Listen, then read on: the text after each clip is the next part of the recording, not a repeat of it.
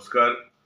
আসানসোলের জনগণের কাছে আমার নিবেদন যে আগামীকাল 15ই জুলাই 2024 আসানসোল ধাদকা রোডের যে মঙ্গল পাণ্ডে সেতু তার নিকট আমরা যে ধর্ণা কর্মসূচি আয়োজন করেছি সেটাতে আপনারা সামিল হন। আপনারা জানেন যে গাড়ুই নদী, আসানসোল রেলপার অঞ্চলে যে গাড়ুই নদী, সেই গাড়ুই নদীতে প্রত্যেক বছরই বর্ষার সময়ে এত জল বেড়ে যায় যার কারণে প্রচুর মানুষের ঘরবাড়ি নষ্ট হয়।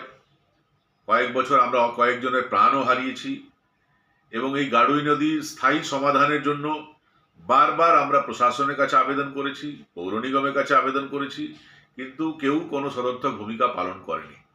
গাড়ুই নদীর সমস্যার স্থায়ী সমাধানের জন্য এবং তার সঙ্গে সঙ্গে আসানসোল রেলপার অঞ্চলের যে অন্যান্য যে সমস্যা, রাস্তাঘাট, ড্রেন, লাইট, পানীয় জল, স্যানিটেশনের ব্যবস্থা হচ্ছে না, ইভেন যারা বয়স্ক মায়েরা বোনেরা আছেন তারা বিধবা ভাতা, বার্ধক্য ভাতা সেটাও 4 মাস 5 মাস পর পাচ্ছেন।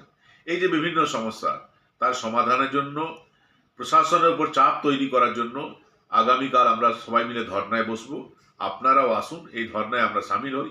এরপরেও যদি প্রশাসন কোনো সদর্থক ভূমিকা পালন না করে তাহলে আগামী দিনে হয়তো আমরা লাগাতার ধর্নায় বসতে বাধ্য হব। আসুন, কালকের এই যে ধর্না, আসানসোল রেলপারের যে বঞ্চিত মানুষের যে লড়াইয়ের জন্য এই যে ধর্না, সে ধর্নায় আপনারা সামিল হন এবং এই লড়াইকে আরো জোরদার করে তুলুন।